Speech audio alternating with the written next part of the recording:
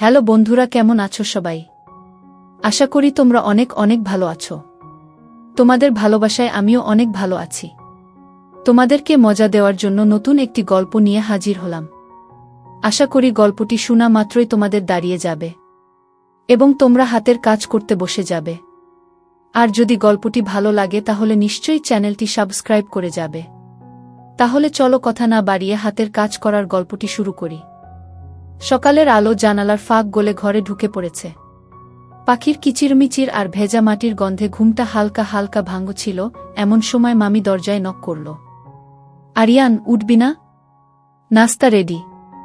আমি ঘুম চোখে বললাম, আসছি মামি। উঠে দেখি মামি কিচেন থেকে টেবিলে নাস্তা সাজাচ্ছে।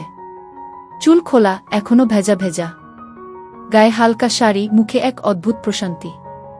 চোখে চোখ পড়তেই মামি একটু হেসে নিচের দিকে তাকিয়ে গেল। আমি বললাম, আজ তো দেখছি খুব ভালো লাগছে তোমাকে। মামি চোখ তুলে বলল, তুই না বেশি কথা বলিস এখন। আমরা একসাথে নাস্তা করছিলাম, এমন সময় নানু বললেন, আরিয়ান, আজ বিকেলে তোর মামার সাথে ভিডিও কল দিবি তো? অনেকদিন দেখি না। আমি মুচকি হেসে বললাম, হ্যাঁ নানু, দিব। মামি চুপচাপ হয়ে গেল। মনে হলো এই কথাটায় ওর মুখটা কেমন যেন থমকে গেল। আমি খেয়াল করছিলাম কিন্তু কিছু বললাম না। বিকেলে মামাকে কল দিলাম। মামি পাশেই ছিল কিন্তু সামনে আসলো না।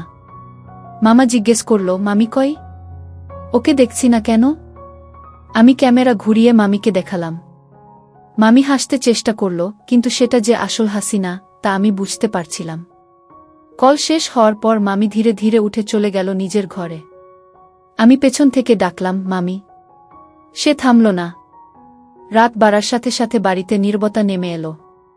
আমি বারান্দায় দাঁড়িয়ে আছি, হঠাৎ দেখি মামি ধীরে ধীরে এসে পাশে দাঁড়াল। আমি বললাম, কি হলো? মন খারাপ?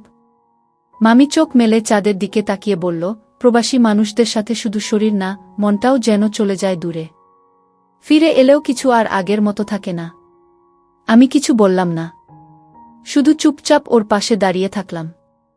এই নীরবতার মাঝেই যেন একটা অদ্ভুত টান তৈরি হচ্ছে। কিন্তু এ টান কি ঠিক?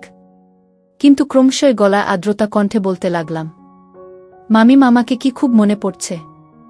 আসলে আমাদের সমাজে অনেক ছেলেরাই নতুন বিয়ে করে প্রবাসে চলে যায়। বিভ্রান্ত অনুসারে বলা যায় সমাজের 80% লোকই এই কাজটি করে। আপনার মতামতে কি বলে? এই কাজটি করা কি ঠিক? হ্যাঁ কি না? যাই হোক, অনেক ফ্যামিলিতেই মনে হয়, বা অনেকে মনে করে, মেয়ে মানুষ মানে রোবট, তাদের দুঃখ কষ্ট বলতে কিছু থাকে না। আরিয়ান, তুমি বুঝতে পারছো আমার মনের অবস্থাটা? বুঝতে পারছি। বাট কি বলে যে সান্ত্বনা দিব সেই ভাষা নেই। মামি, আচ্ছা আরিয়ান, তাহলে ঘুমিয়ে যাও, আমিও যাই। সকালে একটু তাড়াতাড়ি উঠার চেষ্টা করিও, কারণ তোমাকে নিয়ে একটু বের হব। আচ্ছা তাই, কোথায় যাবে মামি, জানতে পারি? তা না হয় কালকে সকালেই দেখবে। আমি মনে মনে ভাবলাম, হয়তো 2 দিন পরে আমি চলে যাব, তো তাই হয়তো আমাকে কিছু কিনে দেওয়ার কথা ভাবছে। কিন্তু আমি এখন বড় হয়েছি, কারো থেকে কিছু নেওয়া কি ঠিক হবে? আরও একটা কথা মামিকে বলবো বলে ভাবছি, কিন্তু সাহস করে বলতে পারতেছি না। ভাবছি মামাকে বলবো, আমার অনেক দিনের শখ একটা মোবাইলের, তাও আবার দামি।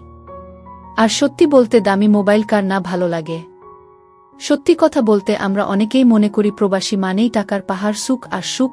প্রবাসী যেই ব্যক্তি আসে সেই ব্যক্তিই বুঝে সুখ আর শান্তি কতটা। না আসা ব্যক্তিকে প্রবাসের কষ্টটা কিছুতেই বোঝানো সম্ভব না। কিছুক্ষণ পরেই শুনতে পারলাম মামি আর নানু কি নিয়ে যেন কথা কাটাকাটি করছে। আমি যেখানে গিয়ে যা দেখলাম, বিয়ের প্রথম রাতেই তমালদের সঙ্গে ঘুমুতে আসেন ওর মা কুলসুম বেগম।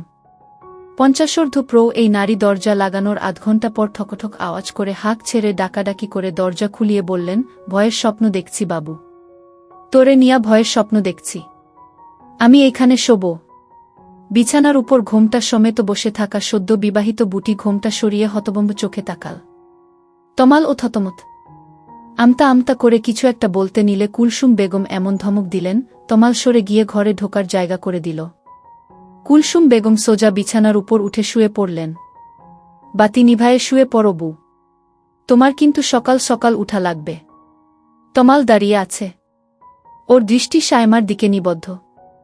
সায়মা কিছু বলল না, শরীর থেকে ঘোমটা সরিয়ে নেমে এলো।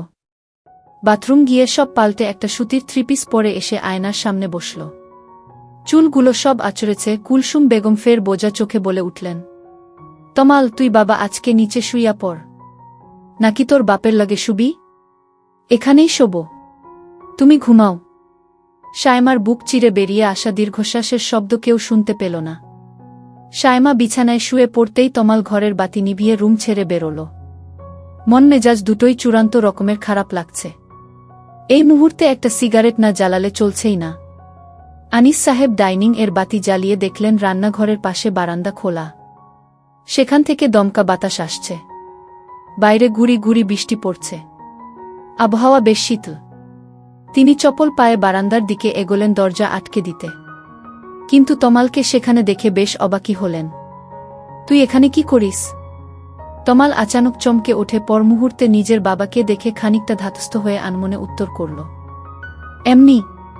তুমি কি জন্যে? কিছু লাগবে? আনিস সাহেব ছেলের পাশে এসে দাঁড়ালেন।